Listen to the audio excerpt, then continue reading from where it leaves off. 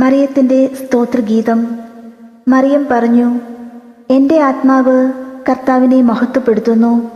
എൻ്റെ ചിത്തം എൻ്റെ രക്ഷകനായ ദൈവത്തിൽ ആനന്ദിക്കുന്നു. അവിടുന്ന് തൻ്റെ ദാസിയുടെ താഴ്മയെ കടാക്ഷിച്ചു.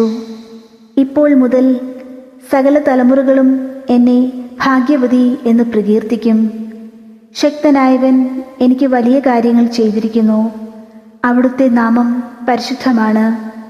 അവിടുത്തെ ഭക്തരുടെ മേൽ തലമുറകൾ തോറും അവിടുന്ന് കരുണ വർഷിക്കും. അവിടുന്ന് തൻ്റെ ഭുജം കൊണ്ട് ശക്തി പ്രകടിപ്പിച്ചു. ഹൃദയവിചാരത്തിൽ അഹങ്കരിക്കുന്നവരെ ചിതറിച്ചു. ശക്തന്മാരെ സിംഹാസനത്തിൽ നിന്ന് മറിച്ചിട്ടു. എളിയവരെ ഉയർത്തി.